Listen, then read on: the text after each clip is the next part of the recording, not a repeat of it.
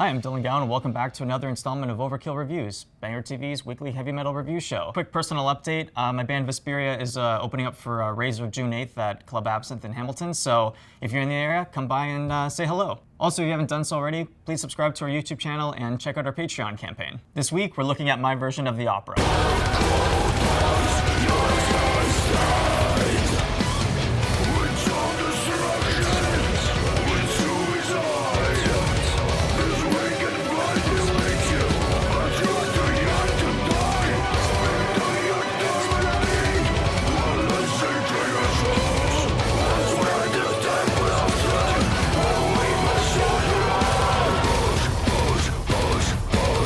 It's a brand new album by Fleshgod Apocalypse titled Veleno, out today on Nuclear Blast Records.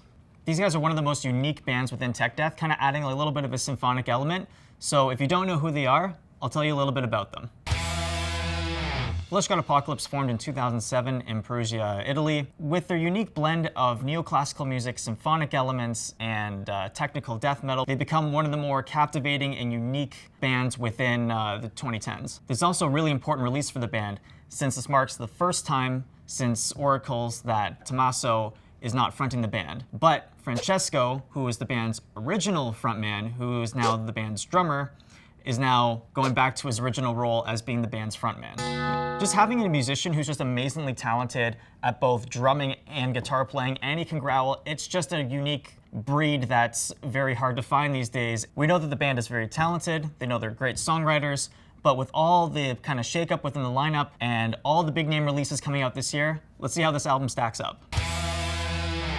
The album starts off just as you would expect a Fleshgod Apocalypse record to start. Just you have heavy riffing, bombastic choruses, and orchestrations, and heavy drumming, heavy bass playing. You pretty much get all those elements right out of the gate. The way that they use the orchestral elements sparingly on this record, it makes it much more heavier than their previous releases. The first track of the record, Fury, pretty much sums up all of those elements. When you have a section of a song where everything is syncopated, and you have the orchestral elements chanting on the upbeats instead of the downbeat, it makes it such a unique blend, and it's a very progressive songwriting technique that really captivates your attention. There's also some elements that are a little bit unexpected on this release. The next song, The Carnivorous Lamb, it kind of has this kind of folk metal-esque intro. Another unexpected thing I found on this release was that a lot of it is very reminiscent of old material like the Oracles and the Mafia EP era. Songs like Worship and Forget and Pissing on the Score, which is one of the best titles I've ever heard.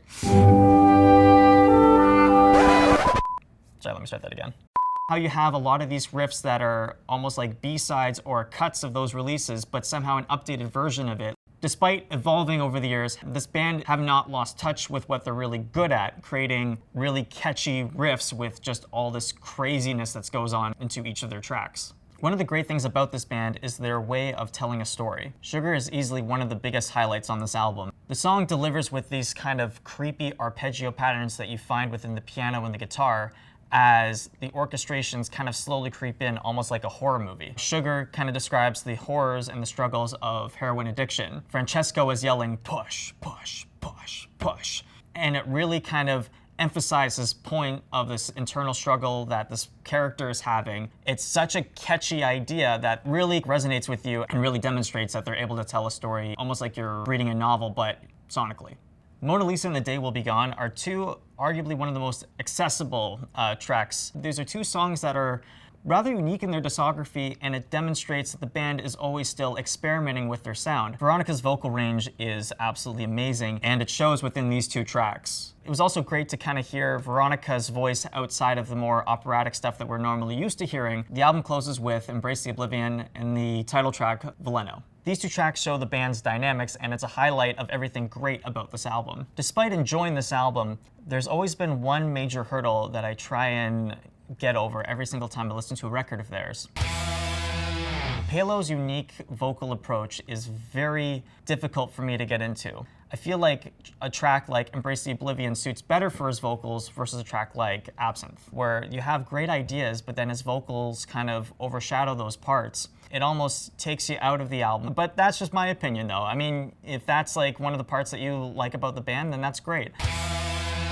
The band is able to demonstrate strong songwriting, catchy melodies, great hooks, Everybody plays really well in the album, and it shows that the band is just as strong as ever. The band did a great job on this album. That's why I'm giving Veleno 4 out of 5 skulls.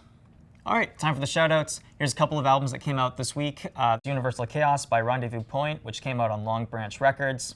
Then there's George Joe with their new album, Nats Folan, which came out on Charisma Records. But one album in particular that I'm really looking forward to this month has to be the brand new album by Paul Masvidal, his EP Mystical. If you're a fan of Cynic, you have to check out Paul Masvidal's new EP, because from just listening to one of the first singles, Parasite, it's shaping up to be one of the best records that he's ever put out. So highly, highly, highly recommend you checking him out. And please go support some independent artists. Thank you so much for watching, everyone. Let me know what you think of Fleshgod Apocalypse new record below, and I'll see you guys next time.